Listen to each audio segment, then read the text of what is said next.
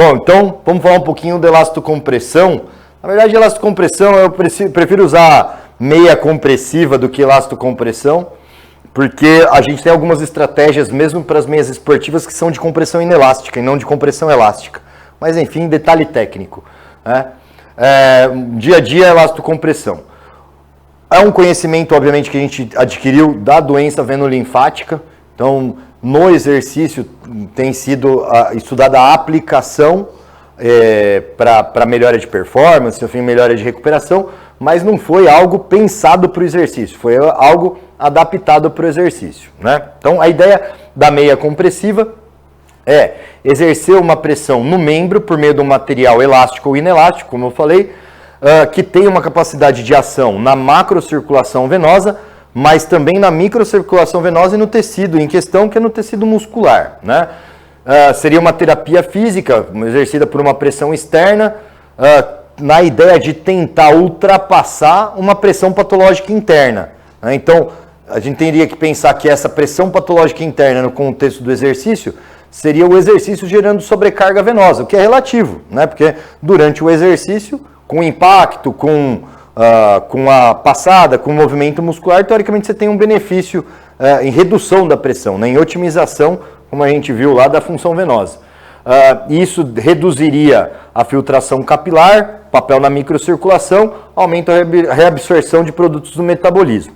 Então a ideia seria fazer uma fáscia aponeurótica através da pele, né? Delimitando um espaço que não tenha muito extravasamento de líquido para o tecido subcutâneo, né? E potencializaria o efeito da bomba veno-musculo-articular, né? Ajudando no impulso aspirativo aí ao retorno venoso. Ação, então, aumenta a pressão intersticial, combate o edema, reduz o calibre das veias por compressão direta, acelera a velocidade de fluxo do retorno venoso, aproxima as cúspides valvares, então reduz o refluxo, mesmo que transitório, e pode acontecer refluxo transitório com impacto, por exemplo, na corrida, né? Quer dizer, eu tenho um grau de incompetência valvar, por isso que não é incomum depois, mesmo no paciente que tenha e não tenha refluxo patológico do sistema venoso superficial, que ele tem edema, né, depois de prova, aumenta a drenagem linfática, potencializa essas bombas, como a gente já viu, melhora a microcirculação e abranda a lipodermatosclerose na condição de doença. Então a ideia é fazer esse alívio, né, através de redução da pressão. A redução da pressão, o objetivo da redução da pressão é sempre no tornozelo, que é o ponto crítico, né, da coluna hidrostática e da pressão hidrostática no membro, né, facilitando todo o processo de ascensão do fluxo. Esmiuçando um pouquinho isso, a ideia é de colocar a compressão extrínseca, diminuindo o calibre da veia, né, facilitando a coaptação das válvulas, reduzindo o espaço para o edema e, consequentemente, facilitar a depuração dos produtos do metabolismo e a distribuição do oxigênio pelo sistema microcapilar. Então, seria a ideia de trabalhar com uma pressão decrescente, né? Então ela é menor lá ao nível do joelho, ou se for uma meia de 7/8, né? Se for uma meia que vai até a região da coxa, lá da coxa menor, né? Na raiz da coxa menor que no meio da coxa, que é menor que no joelho, que é menor que na panturrilha, que é menor que no tornozelo, né? A pressão é constante, apesar desse grau de ser decrescente, né?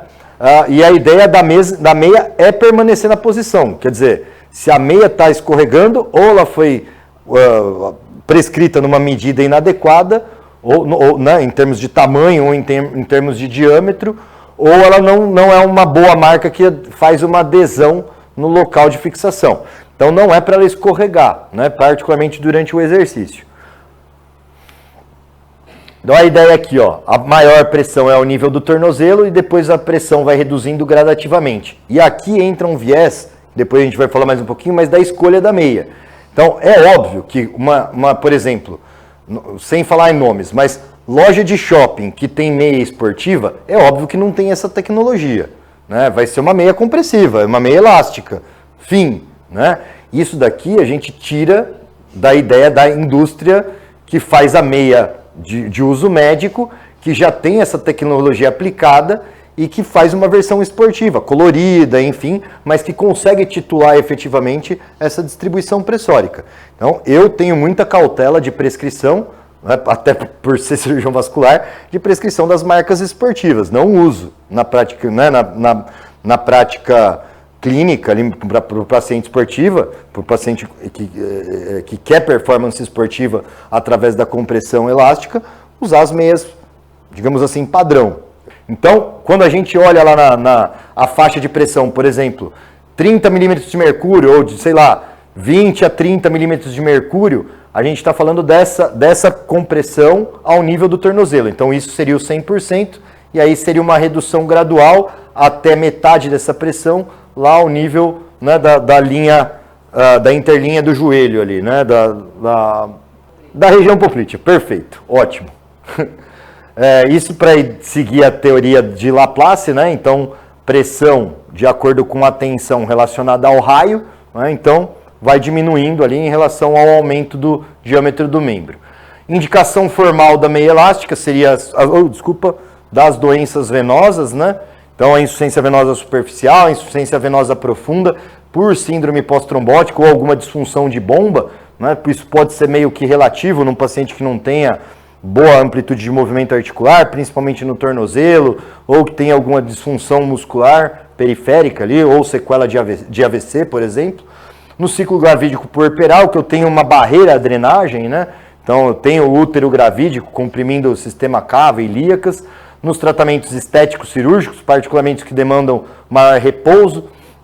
No edema pós-trauma, para melhorar essa troca, diminuir o líquido no terceiro espaço. Nas angiodisplasias, né, malformações arteriovenosas, pode ser utilizado como profilaxia mecânica, né, das doenças trombóticas, na prevenção da síndrome pós-trombótica no paciente que sai daquela fase hiperaguda da trombose venosa profunda, e no linfedema. A ideia do linfedema é que o edema do linfedema é um edema proteico, né, o extravasamento de proteína faz que tenha fibrose no tecido subcutâneo e que o edema acaba tendo maior dificuldade de regressão, né, ou tendência à irreversibilidade.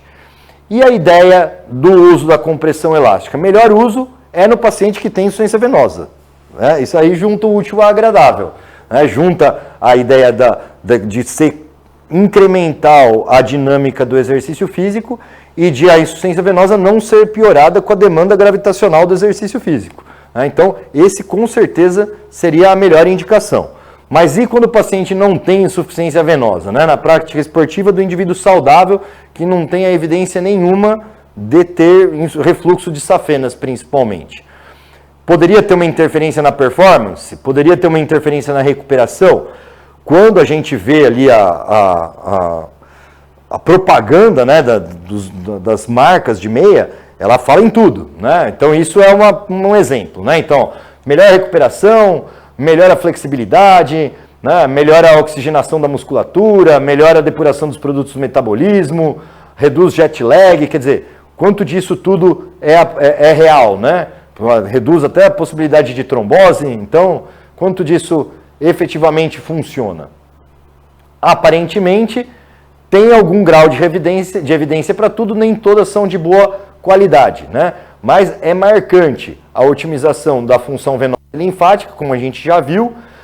A pressão mais estudada, ela fica nessa faixa aqui, entre 22 e 32 milímetros de mercúrio. 32 já é um pouquinho excessiva na prática esportiva. O que parece ser diferencial é a dor muscular tardia e a recuperação em termos, como eu já tinha adiantado, para o exercício subsequente. O que é muito difícil dos estudos com elastocompressão é que não é tão fácil excluir o efeito placebo. Quer dizer, o paciente se sente né, submetido a uma intervenção direta. Tem um troço lá apertando a perna dele.